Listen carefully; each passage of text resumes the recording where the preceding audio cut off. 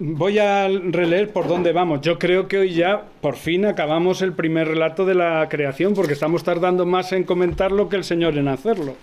Él tardó 6 días y nosotros llevamos ya tropecientos.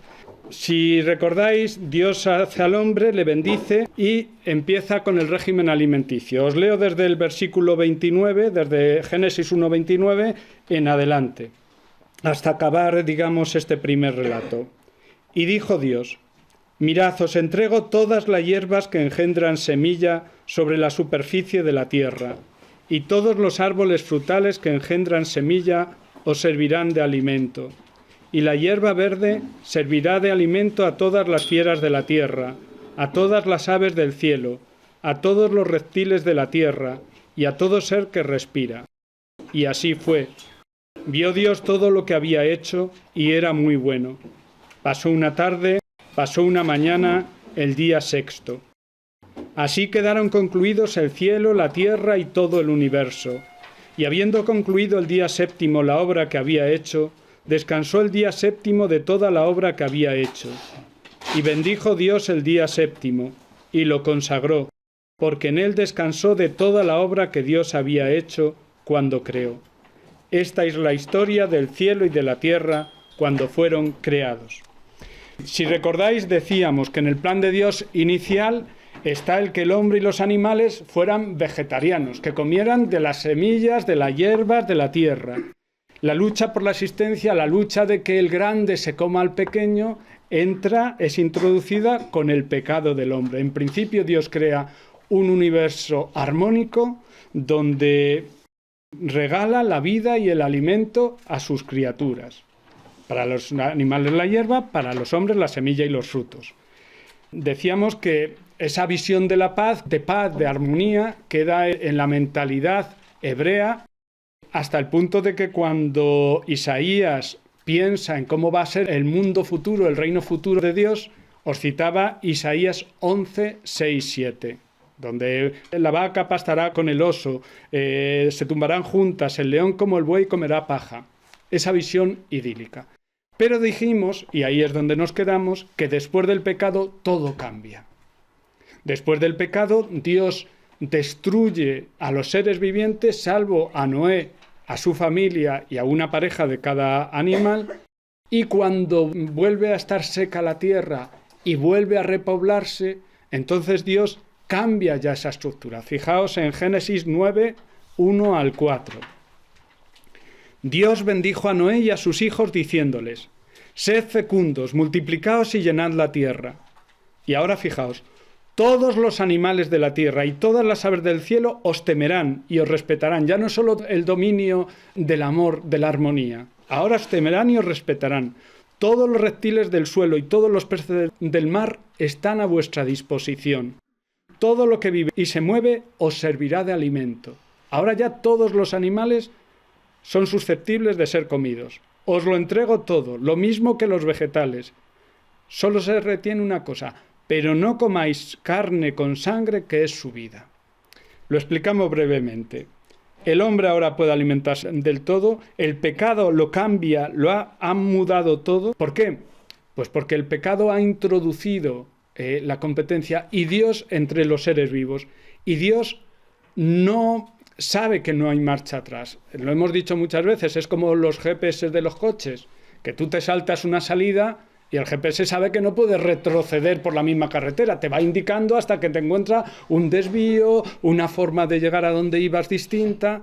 Pues Dios es lo mismo.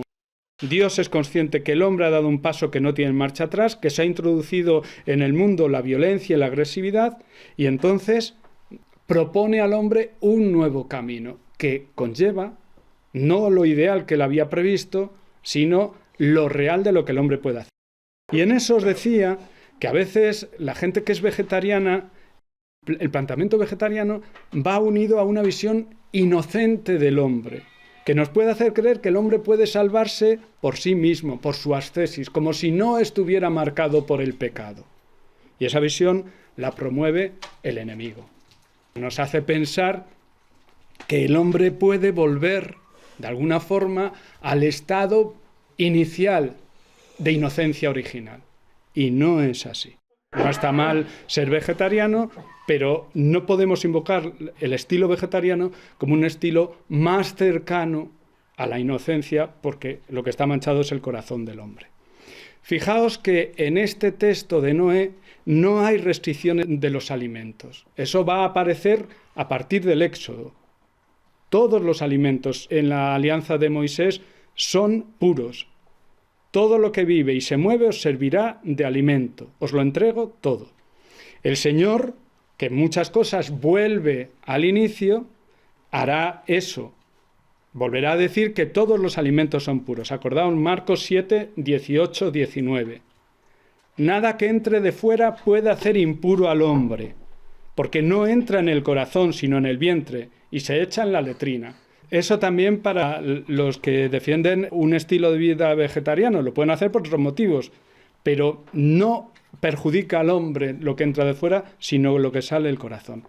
Y esa misma mentalidad tienen que afrontarla luego los apóstoles. Acordaos de Pedro, si recordáis, en Hechos 10, 13, 15, aquella visión de Pedro que le baja un lienzo con un montón de animales y el Señor le dice, mata y come. Os lo leo. Una voz le dijo, levántate, Pedro, mata y come. Pedro replicó, de ningún modo, Señor, pues nunca comí cosa profana e impura. Y de nuevo por segunda vez le dice una voz, lo que Dios ha purificado, tú no lo consideres profano. Es decir, que alimentarnos de los animales forma parte del fruto de nuestro pecado y forma parte también del plan de Dios para reconstituirnos a la vida. De hecho, nuestro Señor no consta que fuera vegetariano y comía la Pascua, que era cordero. Y en esa misma bendición que hemos visto de Noé, vuelve a aparecer la misma bendición inicial. Sed fecundos, multiplicaos, llenad la tierra. De nuevo, al hombre pecador se le pone al mando de la creación, pero ahora ya bajo forma de un dominio tiránico. Os temerán, os respetarán, están a vuestra disposición, os lo entrego todo. Vamos a pasar al versículo 31. Vio Dios todo lo que había hecho y era muy bueno. Después de la creación del hombre, hasta ahora cada cosa que Dios iba haciendo la miraba y decía, me he salido, muy bueno. Todo es bueno. Pero cuando contempla al hombre a su imagen y semejanza, Dios reconoce que no solo es bueno, es muy bueno. Es la forma que tiene el autor sagrado de subrayar que el hombre es la culminación de la obra de Dios, que ha ido haciendo Dios de menos a más, que por encima de la creación de ese caos primigenio, por encima de la armonización de todo, de la separación de la luz y las tinieblas, por encima de la separación de la tierra y el mar, incluso de la aparición del ser vivo, su obra cumbre, a donde apuntaba todo, su obra magna, es el hombre. Por eso era muy bueno. Y ahí volvemos a tocar el misterio, que el siguiente relato nos aclarará algo, aunque no deja de estar semioscuro.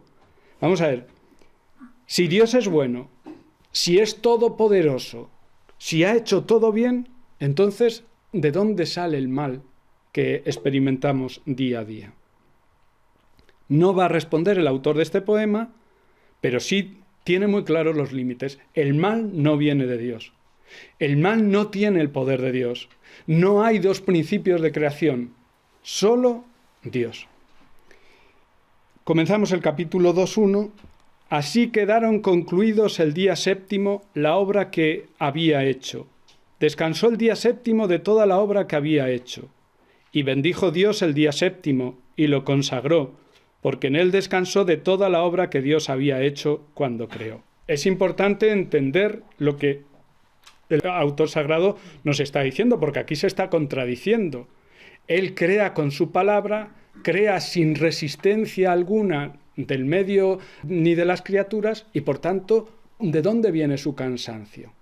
Es una forma antropomórfica de decir que la creación tiene una cúspide, que es el descanso. La importancia del descanso de Dios. El trabajo es importante, pero todo se orienta al descanso y a un descanso muy particular. El descanso que nosotros podemos entender desde el misterio de la Trinidad de las tres divinas personas en comunión. Y eso es muy importante, porque los judíos no tenían esa clave, nosotros sí. Dios descansa, pero no se aburre. Dios descansa, pero no deja de relacionarse. Al contrario, ahora ya no se relaciona con las criaturas, sino en sí mismo. Y eso, yo creo que todo esto del descanso es un poco, lo tengo un poco como desordenado, pero yo a ver si consigo explicarme, porque a mí me parece importante. Por influencia del protestantismo, donde, dado que el hombre se salva por pura misericordia de Dios, él lo que tiene que hacer es dedicarse a las cosas materiales. Entonces, de alguna forma, el protestantismo ha introducido esa visión de importancia del trabajo, de cultura del trabajo, incluso de vergüenza por el descanso. Si tú te vas un mes entero, ya enseguida dices, oh, ¿cómo vivimos? Y nos da como vergüenza. A mí me da una alegría decir, sí, vivo lo mejor que puedo. No vivo muy bien, pero lo mejor que puedo. Fijaos, conecta con nuestra situación. El trabajo, el activismo, nos da un sentimiento de valía. Hago algo. Produzco algo. Soy eficaz. El descanso nos puede dar como un sentimiento de inutilidad. No es valioso el descanso, porque es placentero, porque no produce nada. Es como si nos humillara el no producir, el no hacer. Se nos olvida, y eso yo creo que es una clave muy importante, que es más importante lo que soy que lo que hago. ¿Y yo qué soy? El tú de Dios, llamado a la comunión con Dios. Y ese día de descanso, lo que me está diciendo es que lo mismo que Dios se dedicó a cuestiones, entre comillas, profanas, externas, 6 días, pero tuvo un día para el descanso, para la comunión intratrinitaria, el hombre está llamado durante 6 días a mejorar la creación, pero tiene un 7º día para estar con su Creador. Los judíos lo vinculan con el sábado, que tenéis ese precepto en Éxodo 20:11. El hombre trabaja 6 días, pero el 7º es para Yahvé. Es el descanso de la amistad. De alguna forma, es el descanso de la adoración. Dios merece que el hombre se pare, que deje sus actividades profanas, que deje de buscar su subsistencia porque Él está llamado a otra cosa. Nosotros estamos llamados a la alabanza. Nosotros no estamos llamados a ganarnos el pan de cada día, que dicho sea de paso nos lo regala el Señor. Buscad el reino de Dios y su justicia, los demás se os dará por añadidura. Nosotros, de lo que vamos a vivir en el cielo, es de la alabanza, es de la comunión, es de la sintonía, es de la amistad. Y tenemos que ir acostumbrándonos no solo al trabajo, sino fundamentalmente a lo que va a ser nuestro alimento toda la vida, estar con el Señor. Los padres, que son unos genios, los santos padres, vinculan el descanso de Dios en la creación con el descanso de Jesús en el sepulcro después de la redención. Después de haber realizado todo ese trabajo de salvación, Jesús descansa en el sepulcro. Es interesante ver que lo mismo que hemos dicho de que Dios va separando para crear, Dios crea pero luego separa, da armonía, lo mismo hace con los días. Separa uno, se reserva uno, eso es consagrarlo, eso es sacralizarlo, se reserva uno para sí. De manera que es un recordatorio que el hombre ha nacido para lo sagrado, no solo para lo profano, y que le debe un día a Yahvé, un día de su semana a Yahvé. Fijaos, y yo creo que eso no viene mal verlo, cómo vivimos cada uno de nosotros el domingo. El domingo, en mi casa, para mi madre era el día de plancha, por la tarde. Claro, porque era cuando estábamos todos y tal. También lo hacía para estar con nosotros mientras planchaba. Pero a mí me parece significativo. Es decir, el domingo es el día de la paz. Es el día de la alabanza, por eso vamos a la Eucaristía. Es el día para la oración. Es el día para la comunión, para la vida de familia, para los amigos, para descansar.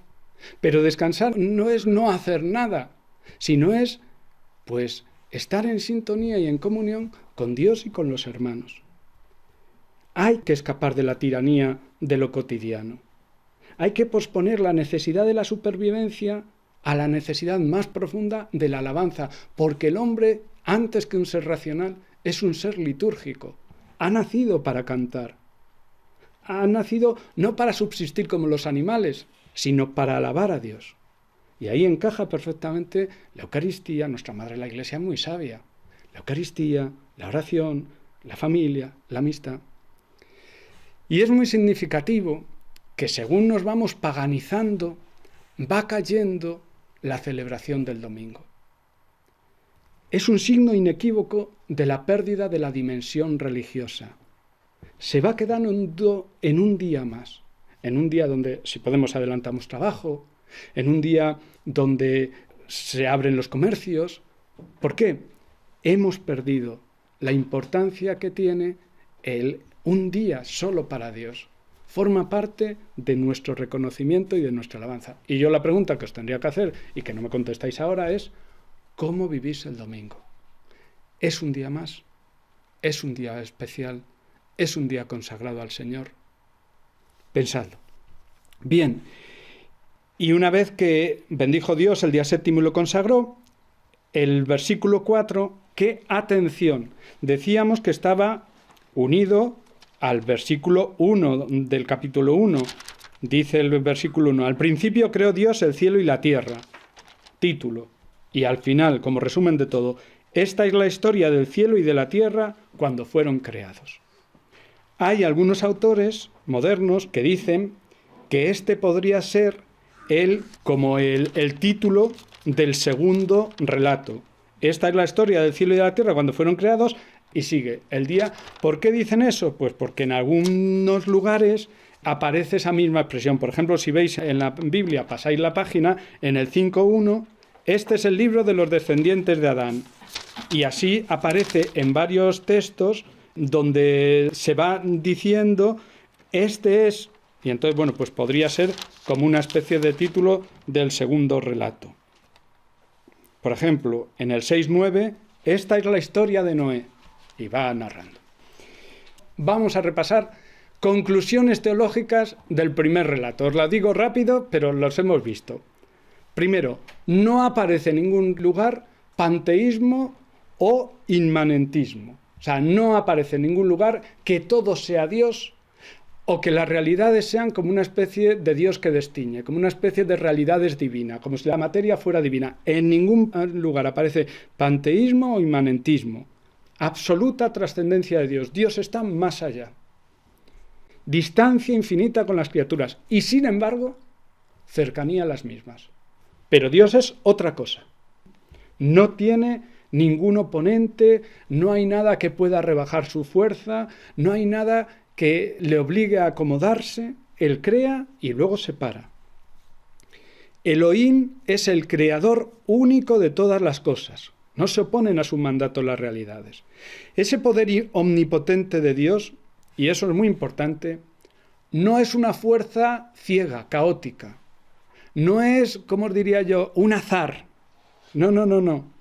Todo va guiado por la palabra y por la sabiduría de Dios. Dios es sabio, Dios es inteligente, Dios sabe a dónde va y todo lo pone en orden.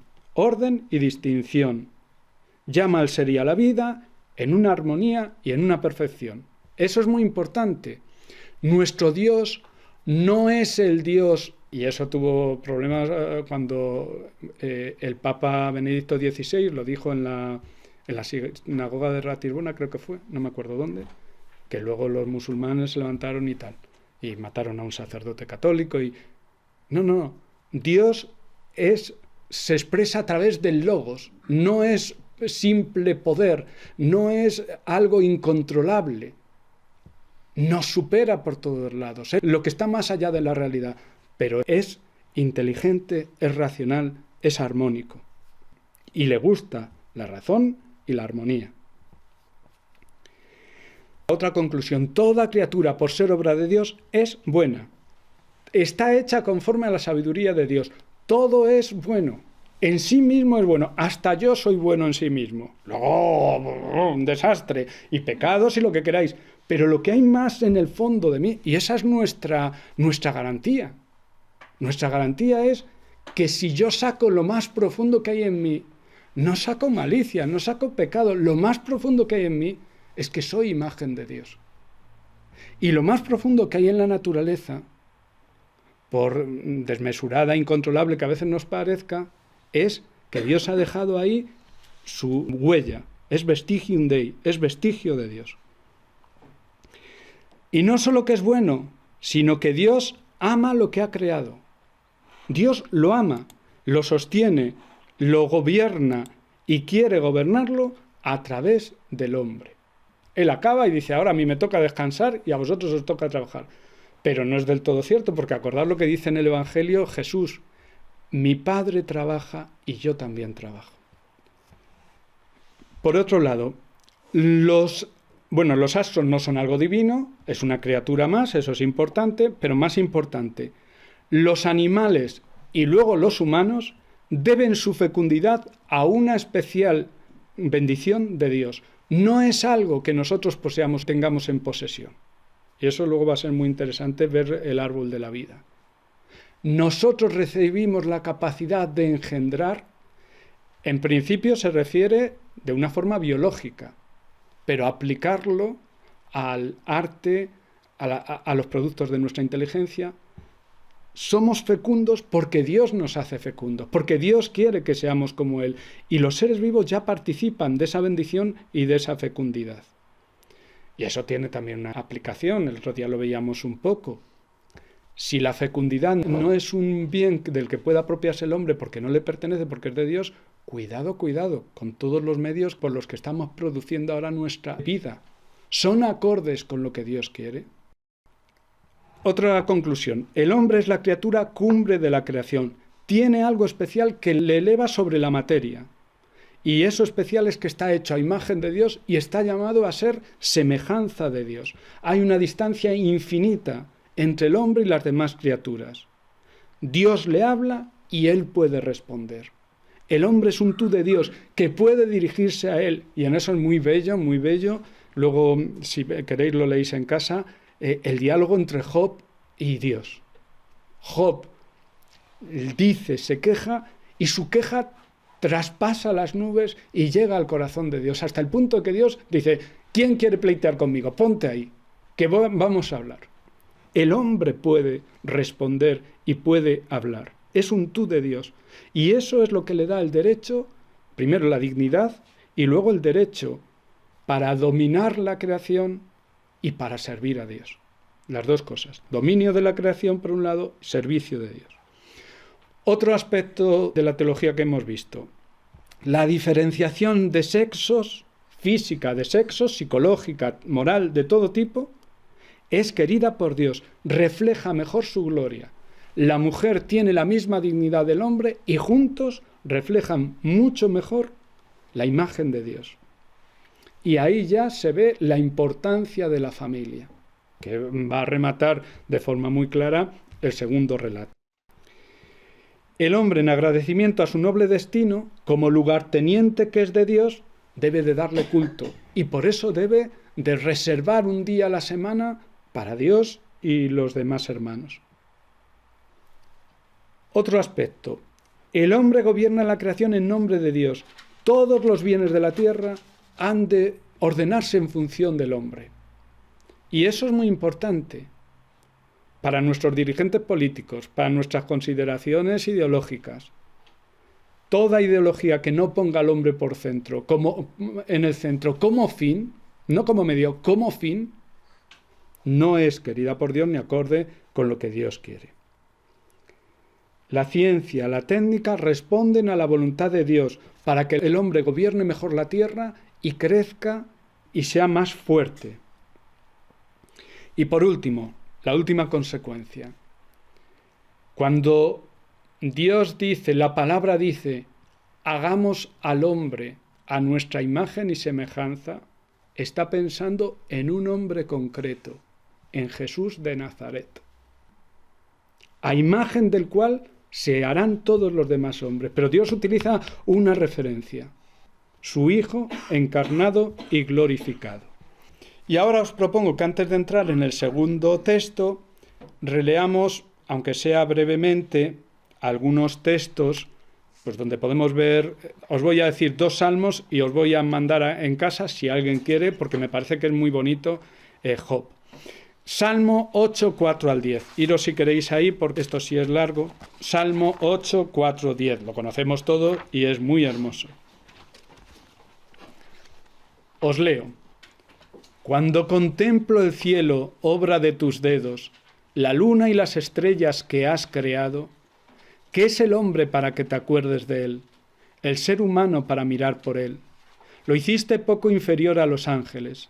Lo coronaste de gloria y dignidad, hecho a su imagen. Le diste el mando sobre las obras de tus manos, lo que hemos dicho de gobernar.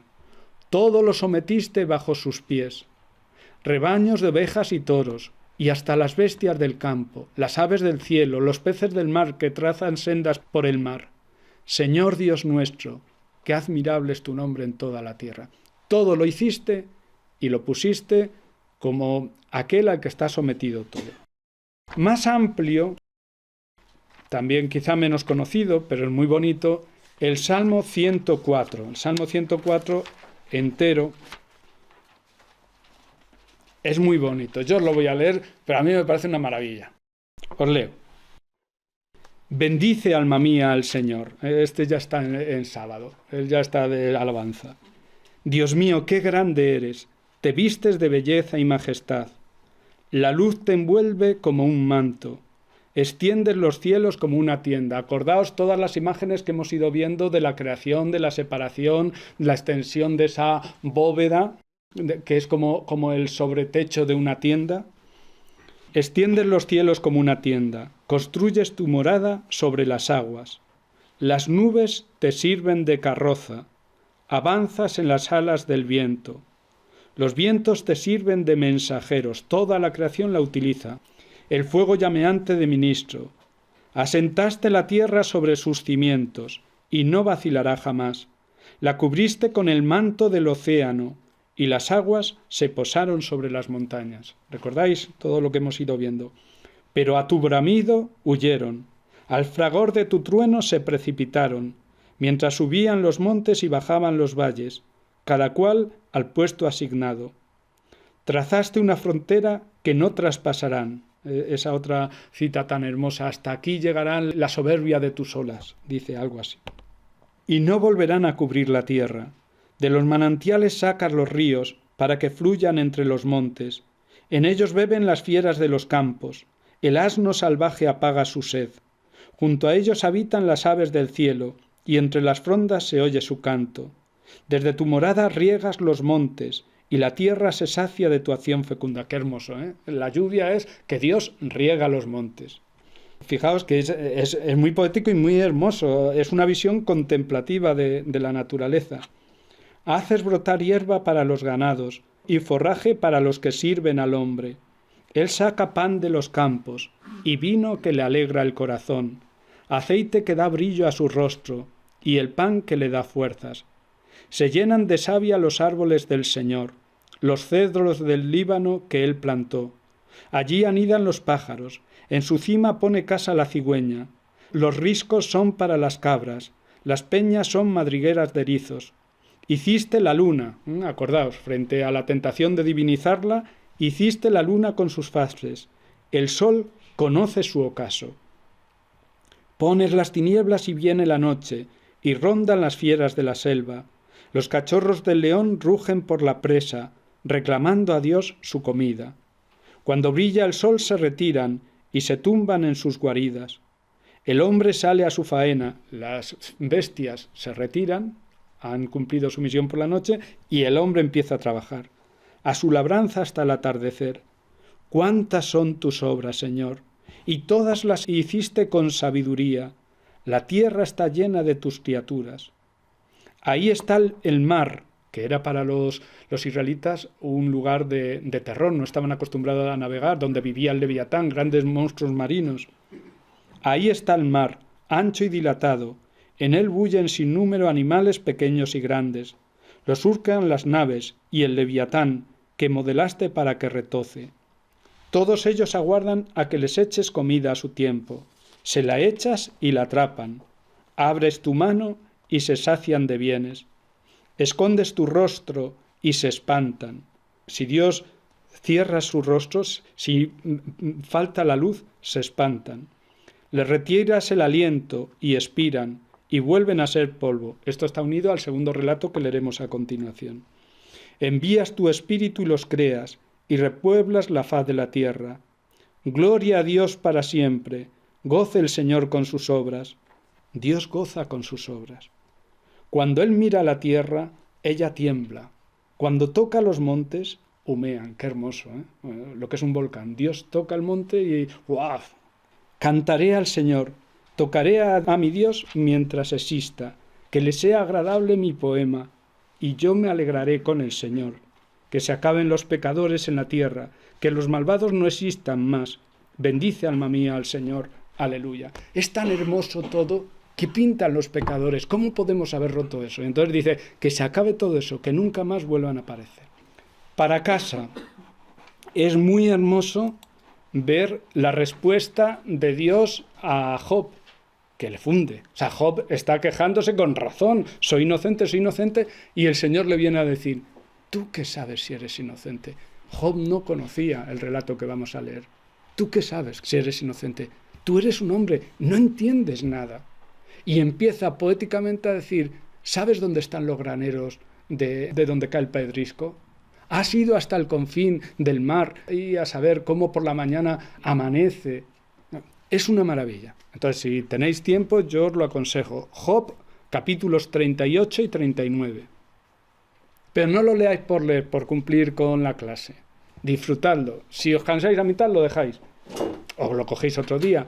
Es muy hermoso. Dios le va diciendo, va poéticamente diciendo, yo tengo un control omnímodo de todo lo que he creado. Tú eres un pobre hombre. ¿Cómo me pides cuentas? No lo entiendes. Y Job queda apabullado al final. Y dice esa frase tan bonita. Es verdad, yo no te conocía, ahora te conozco. Yo antes solo te conocía de oídas, que tiene mucho que ver con la purificación de la noche oscura. Al salir de ahí, el místico, el santo, sabe de Dios. Nosotros solo sabemos por referencia, y en tanto en cuanto nos vamos acercando a esa purificación, vamos conociendo un poco más al Señor. Vamos con el segundo relato de la creación. Génesis 2, 4 al 25. No lo leo entero seguido para poder empezar, os leo el comienzo. A partir del versículo 4b. Ya sabéis que se dice b cuando un versículo lo partimos por la mitad. Como el 4a es ese título que hemos dicho, el 4b, después del nuevo relato de la creación, empezaría. El día en que el Señor Dios hizo tierra y cielo, no había aún matorrales en la tierra, ni brotaba hierba en el campo, porque el Señor Dios no había enviado lluvia sobre la tierra, ni había hombre que cultivase el suelo. Pero un manantial salía de la tierra y regaba toda la superficie del suelo. Entonces el Señor Dios modeló al hombre del polvo del suelo e insufló en su nariz aliento de vida, y el hombre se convirtió en ser vivo. Estamos en otro mundo. Primero, aquí está otra tradición. Hemos dicho que la anterior era la sacerdotal, como hemos visto era una tradición mucho más intelectualista, mucho más estereotipada, como conjaculatoria, si vio Dios que era bueno y dijo Dios, o sea, todo está mucho más ordenado, mucho más hierático, hermoso pero hierático. Entramos en otra tradición, la tradición ya vista, es de 5 siglos antes aproximadamente, del siglo X antes de Cristo, más o menos hacia el reinado de David, aproximadamente es cuando culmina esa tradición. Y es una tradición mucho más, ¿cómo os diría yo?, más popular, más cercana, más como, por supuesto, antropomórfica. Ya habéis visto en lo poco que hemos leído, Dios hace como con el barro una figura y sopla.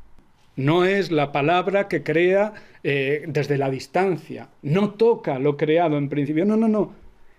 La tradición ya vista es una tradición de una gran profundidad teológica, pero es como ingenua, como muy apta, es un gran catequista el autor, es como muy apta para que lo entiendan personas sencillas. El estilo, ya os digo, es muy antropomórfico. Dios va a ser, y eso es muy simpático, Dios va a ser alfarero, luego va a ser labrador, luego va a ser sastre. Dios va haciendo, no para de trabajar por el hombre. Pero tiene una gran hondura psicológica, eso lo vamos a ver sobre todo en el momento del pecado, porque lo que hay que decir es que este relato está unido, el capítulo 2 a partir del 4b, está unido con el capítulo 3, que es donde viene el pecado. Es el mismo autor y casi va a narrar la creación del hombre para explicar el pecado. Es interesante ver que aquí hay una diferencia. El texto anterior era una cosmogonía, cómo empieza el universo. Aquí se da por hecho que está creado todo y que está creada la tierra. Todavía no están los vegetales, pero está creada la tierra.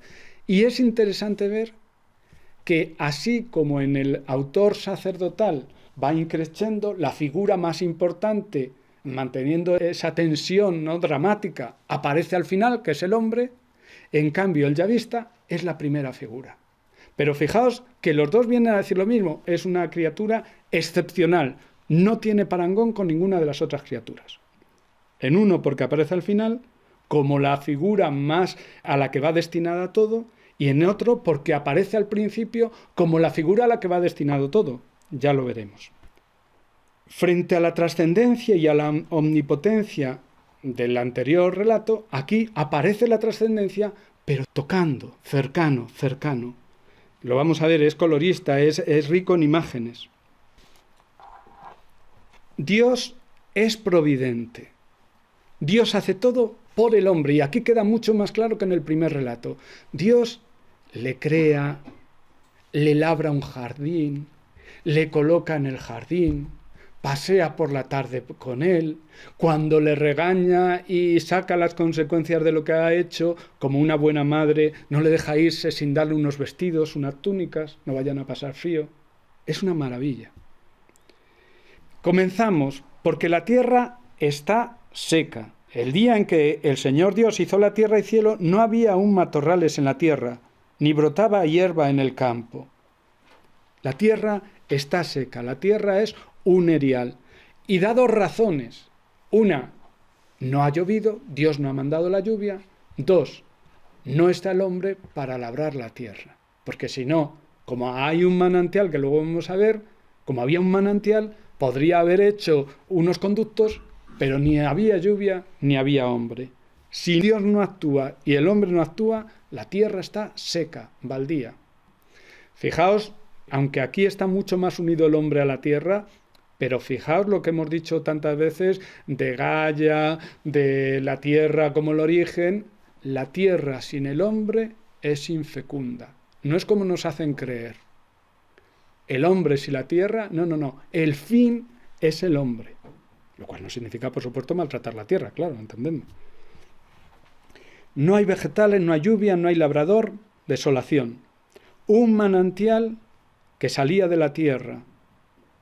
Ese manantial nos va a dar pistas. Dios quiere una tierra fecunda y de regadío, lo vamos a ver después. No había enviado lluvia sobre la tierra, ni había hombre que cultivase el suelo. Pero mirad en el versículo 6, pero un manantial salía de la tierra y regaba toda la superficie del suelo. Bien, así está la tierra, seca, sin matorrales. ¿Qué va a hacer Dios lo primero? Dios lo primero crea al hombre. 2:7. Y fijaos cómo lo crea. Es muy bonito, ¿eh? Entonces el Señor Dios modeló, fijaos que aquí ya no es hizo ni creó. El verbo que corresponde a creó o a hizo, aquí es modeló. Entonces el Señor Dios modeló al hombre del polvo del suelo. Cogió polvo, cogió como barro y lo modela, hace una figura. Es lo mismo que va a hacer después con los animales, lo vamos a ver. La naturaleza del hombre es igual. No es igual, porque a continuación insufló en su nariz aliento de vida y el hombre se convirtió en ser vivo. Atención, esa vida no es la vida animal que reciben los animales simplemente por el polvo del suelo, porque Dios lo modela. No, no, no. Esta vida es una vida humana. Es la vida divina en el hombre. Lo que le da al hombre su condición vital es que Dios le insufla. De manera que ya tenemos que el hombre tiene un doble principio, como dijimos la otra vez. Es un ser vivo, imagen de Dios. Aquí es fruto del polvo, y eso los hebreos lo tenían muy claro, y los antiguos. Cuando un hombre muere y se va corrompiendo, al final se convierte en polvo. ¿Por qué? Porque el hombre es polvo. Lo que decimos nosotros el miércoles de ceniza. Acuérdate que eres polvo y en polvo te convertirás. Ellos tienen esa experiencia.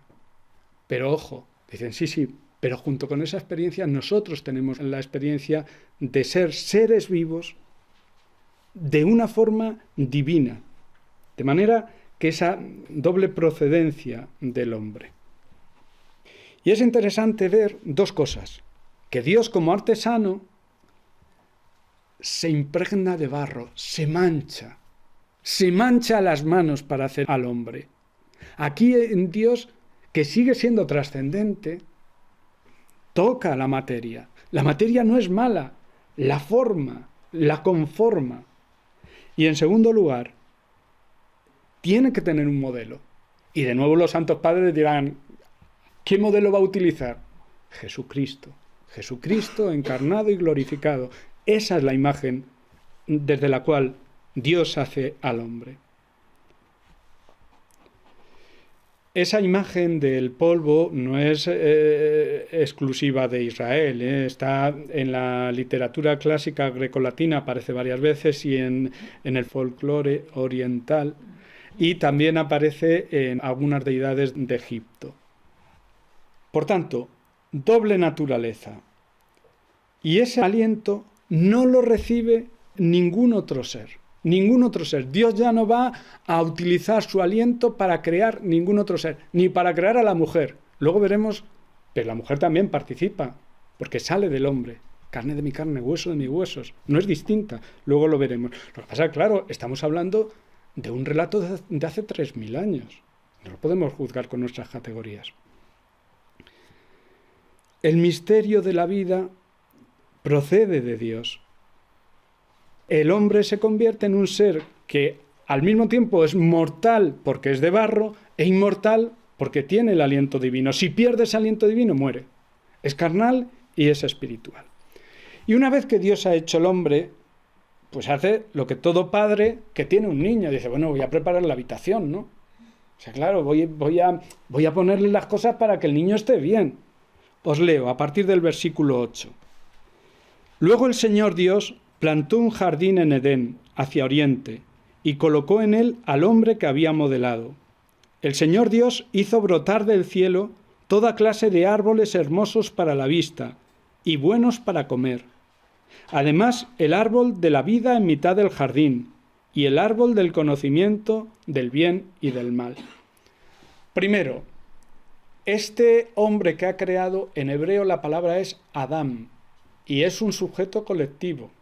Incluye al hombre y a la mujer, por eso Dios va a poder sacar luego la mujer del hombre. Pero es interesante ver que es un sujeto colectivo, donde Dios le prepara, dice, bueno, pues claro, ya lo tengo, pues voy a darle una habitación. Y entonces prepara, él, como labrador, planta un jardín y hace que brote. Y un jardín estupendo, magnífico, frente a toda la tierra que estaba yerma, en el momento en que Dios hace el hombre, en función del hombre y para el bien del hombre, empieza a sembrar y empieza a recrearse. Colocó en él al hombre que había modelado.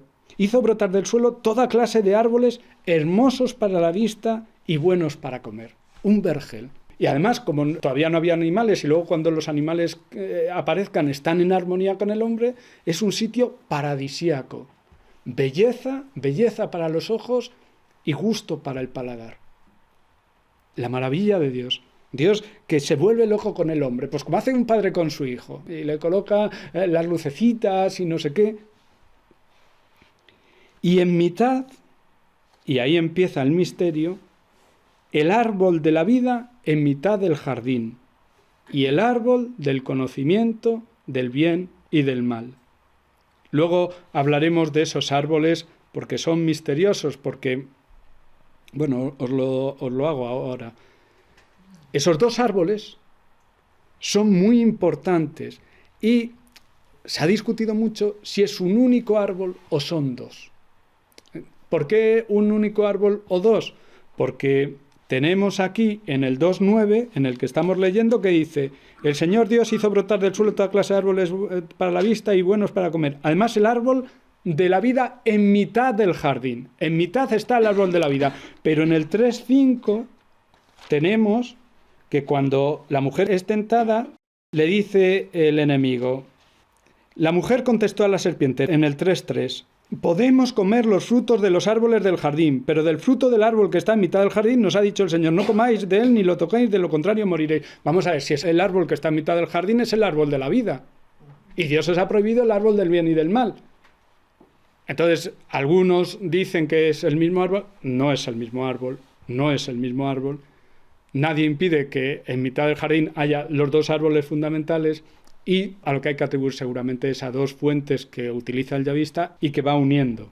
Pero esos dos árboles son básicos, porque son árboles tan importantes, con tanto poder, que niño, no toques ahí que te da corriente. Claro, no, es que es importante. ¿Están prohibidos porque Dios no quiere que el hombre goce de sus frutos? ¿O están prohibidos porque el hombre todavía no puede gozar de sus frutos? Niño, no te tomes chile, no cojas eso, no te lo metas en la boca el chile, vas a votar, todavía no tienes paladar para eso. Muy bien, pues ahora vota. Entonces, son árboles en los cuales hay dones muy importantes de Dios, que el hombre no debe de tocar por su cuenta, ni está preparado, ni si los toca puede Dios dárselos como don, porque ya es un latrocinio. A ver, señores, preguntas, dudas, tanto del relato anterior como de este relato, de lo que hemos hablado. Preguntan aquí que yo he dicho que son dos árboles, pero si hay algún elemento que justifique mi opinión de que son dos árboles. Sí, después del pecado, cuando el hombre ya ha comido del fruto del árbol del conocimiento del bien y del mal, Dios dice: cuidado, que como toque ahora del fruto del árbol de la vida, la liamos. Tiene que salir del paraíso y tengo que poner un ángel con una espada para que no pueda tocar del fruto. Y luego en el Apocalipsis aparece solo el árbol de la vida. Es decir, nosotros sabemos por la liturgia lo que es el árbol de la vida. El árbol de la vida es tu cruz. ¿Por qué? Porque la vida es Cristo. Entonces, no podía el hombre tomar de Cristo. Pero son dos realidades diferentes. Hay dos árboles. O sea, hay un árbol que es prohibido en ese momento y otro árbol que si el hombre toca de él, amenaza con tocar. O sea, el relato está dividido en dos árboles, que en el fondo es la vida y la sabiduría. Están vinculadas, pero son cosas distintas en cierto sentido. De todas formas, bueno, pues es una forma para explicar, y eso es muy importante en este segundo relato, mucho más importante que la coherencia del guión, es el simbolismo, lo que quiere explicar de una forma catequética genial para que se entienda. Versículos 10 al 14. Ahí se introduce como una interpolación que no tiene especial importancia, pero que, bueno, pues está, y que los padres lo explican muy bonito. San Cipriano tiene ahí ahora os lo leo. Os leo primero del 10 al 14. En Edén nacía un río que regaba el jardín, y allí se dividía en 4 brazos, allí en Edén. El primero se llama Pisón, rodea toda la tierra de Jávila, donde hay oro. El oro de este país es bueno, allí hay también bedelio y lapislázuli. El segundo río se llama Gijón, rodea toda la tierra de Cus. El tercero se llama Tigris y corre al este de Asiria. El cuarto es el Éufrates. 4 ríos que nacen de un manantial, de un río primario que sale en el jardín. No se ha mirado a ver dónde podría estar emplazado el Edén, hay diversas teorías. Armenia, otros en Asiria. Lo más probable es que se refiriera a una zona de Mesopotamia, pero los ríos no coinciden. Pero lo que a nosotros nos interesa, ¿cómo interpretan los padres lo del 4 ríos de un solo río? Alguno, como San Ambrosio, dice, bueno, pues son las 4 virtudes, justicia, templanza, prudencia y tal. A mí me gusta la interpretación de San Cipriano, que os leo porque ya está acabando el tiempo. Fijaos qué bonito. La Iglesia es como un paraíso que produce árboles frutales dentro de sus muros. Estos árboles los riega ella por medio de 4 ríos, que son los 4 evangelistas, por los que se distribuye la gracia del bautismo con el agua de salvación y del cielo. ¿Dónde vive el hombre en comunión con Dios? En comunión pacífica con Dios, o debería de vivir, en la Iglesia. ¿Cómo surge la vida y la fecundidad en la Iglesia? A través de la gracia que se nos da por el bautismo. Y ese bautismo lo reciben aquellos que han aceptado el Evangelio que nos llega por los 4 evangelistas. Bueno, a mí me gusta, personalmente me gusta. Para el próximo día, entonces, lo que haríamos es meternos con la actividad que Dios le va a encargar al hombre. Fijaos, en el versículo 15, el Señor Dios tomó al hombre y lo colocó en el jardín del Edén. ¡Hala! Para que te pases ahí y te bañes y te disfrutes y te lo pases bien. No. Tú eres colaborador de Dios, para que lo guardara y lo cultivara.